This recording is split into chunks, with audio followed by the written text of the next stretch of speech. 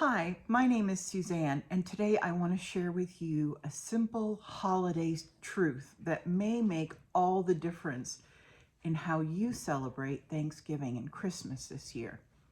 And that simple truth is this: the greatest destroyer of joy is envy, and the greatest restorer of joy is gratitude.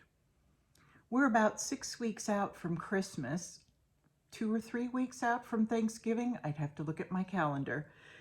And for those of us in our 60s, 70s, and beyond, and especially for those of us who live alone and may be facing the holidays alone, it's really easy to start thinking about what others are doing for the holidays.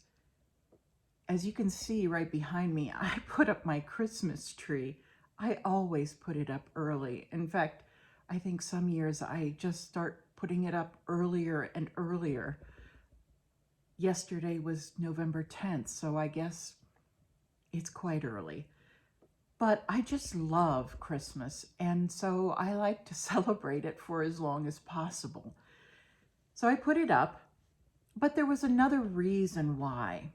Yesterday, we got our first snowflakes, and I was so happy. I love snow. I have loved snow since I left New York at the age of 34. It just always feels magical to me. But I always have this yearning. For instance, yesterday, it was snowing here, but we just really got a dusting. But about an hour west, they got a true snowstorm. Now, again, it's probably all melted today as soon as the sun came out, and they probably didn't get more than an inch or three. But when I saw those videos on YouTube, something in my heart, just that familiar yearning came back, and I thought immediately, Suzanne, don't do that. Don't do that. So many times I have done that in the past and allowed yearning for something I didn't have to rob me of the joy of enjoying everything I do have. And so leading up into the holidays, I thought this was the perfect time to share this with you. Already this year, I've seen something called a Ralph Lauren Christmas. And it just makes me laugh because, of course, that's so 1980s. That's when I think Ralph Lauren was in his heyday, but apparently he's making a comeback. And so all the kids, which is anybody in their 20s and 30s, to my mind, want to have a Ralph Lauren Christmas this year. And I won't be. A, because I couldn't afford it. And that's the thing I think that is really difficult for people, is because it's very easy to get lured into something like a Ralph Lauren Christmas. And our urge, our yearning is so strong that it will cause us to make unwise decisions like going into debt, taking out credit card loans, or even worse, a home equity loan, and putting ourselves in a situation that will be really difficult to dig out of and saddle us with debt that we'll be living with far beyond Christmas Day, maybe throughout the coming year. And we don't want to do that. We don't want to steal our joy in that way. So the real cost of a perfect holiday can be a real burden to us, especially those of us living on a single income. I have to tell you, there was a time in my life when I had a whole wall of my garage that was devoted to big tubs of Christmas decorations. And I can tell you that right now, I have this lovely Christmas tree that I actually love because it is flock, so it reminds me of snow, of course. But I got it at Walmart last year for $70, and it's pre-lit, so it assembles in 3 minutes. And I just love it. And instead of having a wall of tubs, I now have one.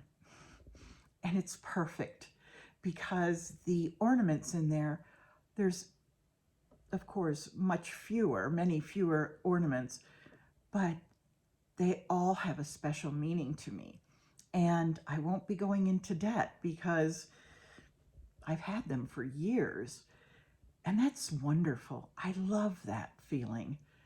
Now, the other cause of concern for us is, especially for those of us who live alone, is being alone at the holidays and thinking, oh, if only I had that perfect family to spend Thanksgiving with or Christmas with, and won't I be lonely? Well, thankfully, I will be spending Thanksgiving with some friends and neighbors, and I'm so looking forward to it. I really love them, and I love spending time with them. Although I will say, I do look forward to my own little rituals on Thanksgiving morning, like watching the Thanksgiving Day parade and then afterwards the National Dog Show as I cook. I guess that's an advantage of living alone, is that you can have your own rituals.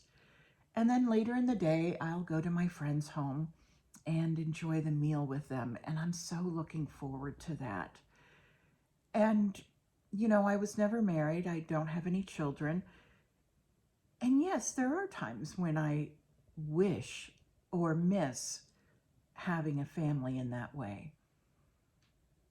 But love comes in so many different forms. It really does. To have the love of neighbors and friends, to give love by serving others at a food bank or a Thanksgiving Day dinner, is a wonderful way to share yourself with others. And it also gives you meaning and purpose in your life. So, if you're feeling lonely, or if you're tempted, as I was yesterday, into into the trap of envy or comparison, remember that every moment that you spend comparing your life to someone else's is one less moment that you're fully living in your present life. And the best antidote to that is to count your blessings every day, between now and Thanksgiving, between now and Christmas, every day, instead of looking at, and especially every time you're tempted to see what somebody else has and say, oh, I wish. Instead, I want you to say, look what I have. I am so grateful that I get to share my friends, my family in all the different forms they can take. That is the greatest blessing. And I think if you can really do that, I know it's something I'm going to be practicing every day. Let's try to do it together, because I believe that is such a great gift we can give ourselves, not just for this holiday season, but for the rest of our lives, to live fully present in the moment, in the lives we have now, and to be grateful for them. So that's it. Thank you so much. Please like and subscribe and leave a comment and tell me what you're thankful for this holiday season. Okay? Thank you. Bye.